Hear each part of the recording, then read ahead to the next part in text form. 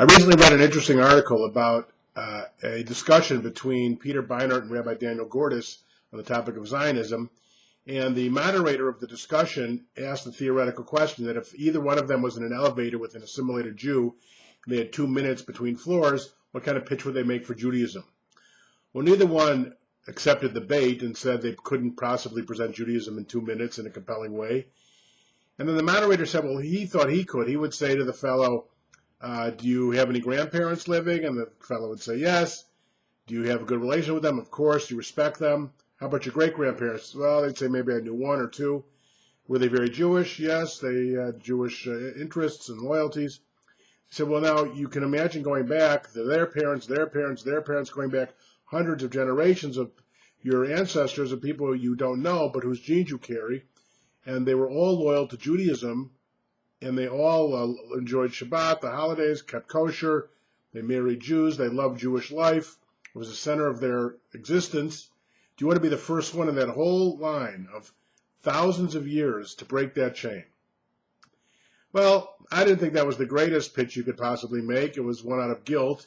It might be interesting and thought-provoking.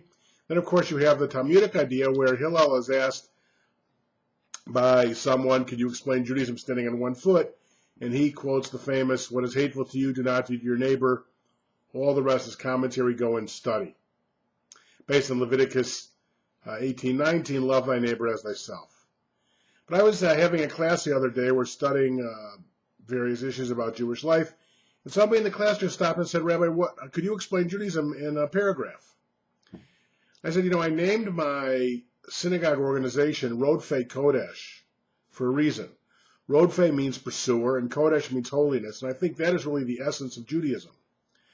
I believe that God gave the Jewish people a special gift of the Torah.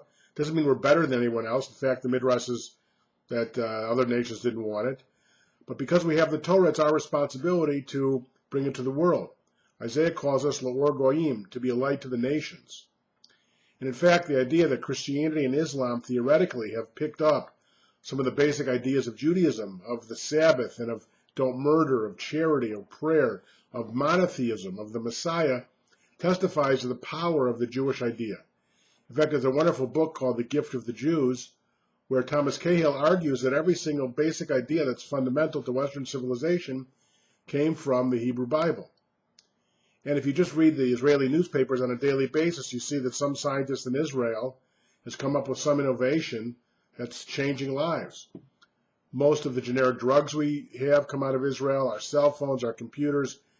So much of the innovations and the modern progression of science come out of the Jewish people.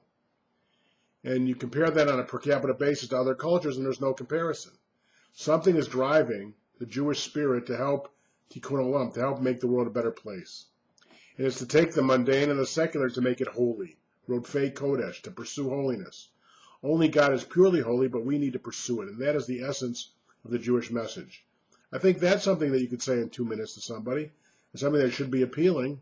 Something that is the most awe-inspiring and important idea in the universe. What else is more important than trying to make the world a better place, to make it holy, to lift it up from the mundane and secular, and to try and make it holy with what we say and what we do and where we walk and how we treat other people, what we do with our lives, defending the holy. That is truly, I believe, the Jewish mission, and something that's reducible down to a paragraph.